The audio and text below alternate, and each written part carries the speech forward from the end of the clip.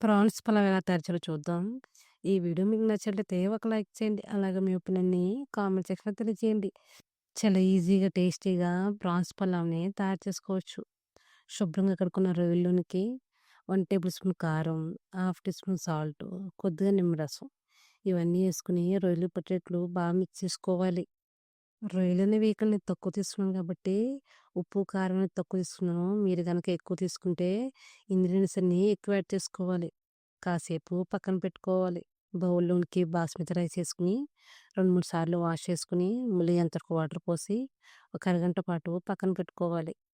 Stove మీద pan పెట్టుకొని 2 table spoon నూనె పోసుకొని, నూనె వేడైన తర్వాత బిర్యానీ హోల్ గరం మసాలా ఏసుకొని, ఒక 2 నిమిషాల పాటు వేయించుకోవాలి.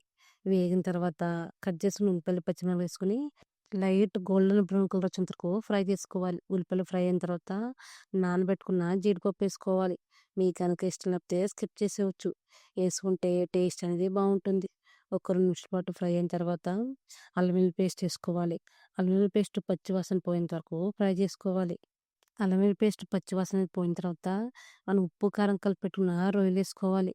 ఒకసారి బాగా మిక్స్ చేసుకొని మధ్య మధ్యలో కలుపుతూ ఒక 4, 5 నిమిషాల పాటు ఉడికించుకోవాలి.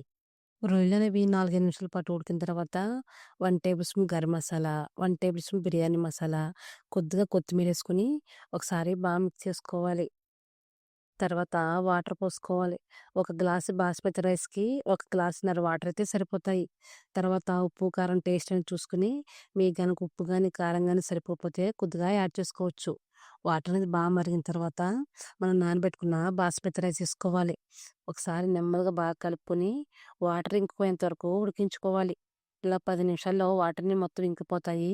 తర్వాత కొద్దిగా నెయ్యి, కొద్దిగా కొత్తిమీర, తర్వాత ఫ్రై చేసి పెట్టుకున్న ఆనియన్స్ ఏసుకొని మూత పెట్టుకొని స్టవ్‌ని మీడియం ఫ్లేమ్‌లో పెట్టుకొని 5 నిమిషాలు, తర్వాత సిమ్‌లో పెట్టుకొని ఒక 5 నిమిషాల పాటు ఉడికించుకోవాలి. 10 నిమిషాల తర్వాత స్టవ్ ఆఫ్ చేసి ఒక 5 నిమిషాల పాటు అలానే వదిలేయాలి. తర్వాత ప్లేట్‌లో తీసుకొని సర్వ్ చేసుకుంటివి. నేను 10 నిమిషాల తర్వాత చూపిస్తున్నాను. ప్లేట్‌లో తీసుకొని సర్వ్ చేసుకుంటివి. అంతేనండి. ఎంతో టేస్టీగా, ఈజీగా ప్రాన్స్ పలావ్ రెడీ.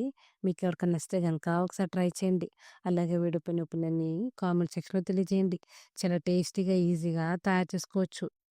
ఒక గ్లాసు బాస్మతి రైస్‌కి ఒక గ్లాసున్నర వాటర్ అయితే సరిపోతాయి. మీకు నచ్చితే గనక ఒకసారి ట్రై చేయండి.